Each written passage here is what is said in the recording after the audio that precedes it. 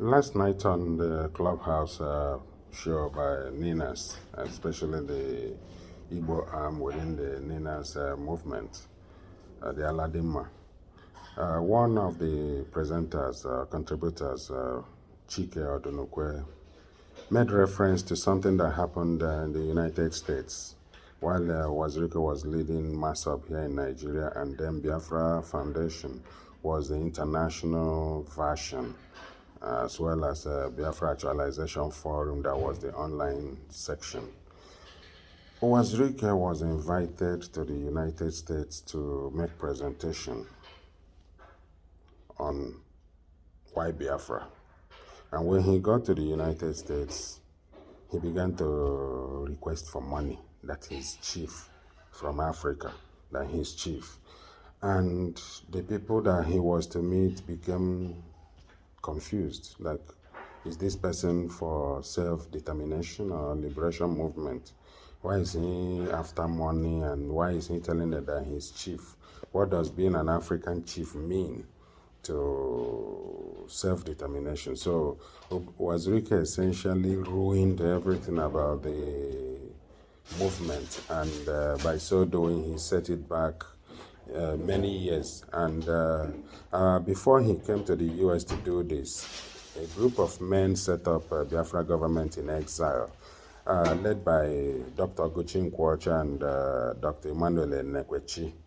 Both men became the prime minister and secretary to the government in exile, and I told them back then that they are bound to fail, that they cannot just wake up overnight and decide among themselves that they have to appoint themselves into government in exile.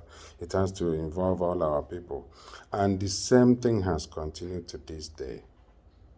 Nnamdi Kanu showed up with the other crook, Uchemefo, and all that these people has been doing has been to profit from Biafra. Remember that it was Wazirika and his wife that were signatories to the Masoba account. But as soon as Wazirika went into detention, the wife started crying out, Omekadia, that their children are no longer in school. But she and her husband were signatories to the Masoba account, no other person. So they had all the money under their control.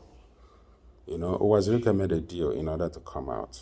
And I've mentioned it before that there are two men that were used to do that, to get him compromised. That's late Uchechukwu Merija and Ndi-Igbo of Oga in Agwata local government, Anambra State. So we have to recognize what is going on.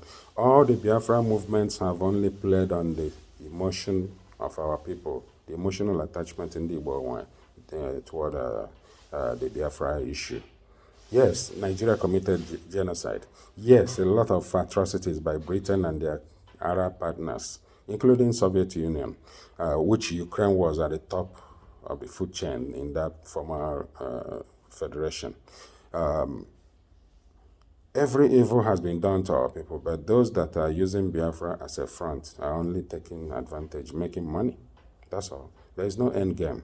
I've been on this for over 20 years. I'm not boasting, it's true.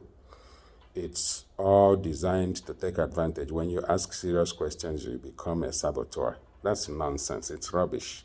There's no Biafra there. When you lie to, mislead the people who are vulnerable, our people are abused. And our people are suffering the vulnerability that people who come under abuse suffer.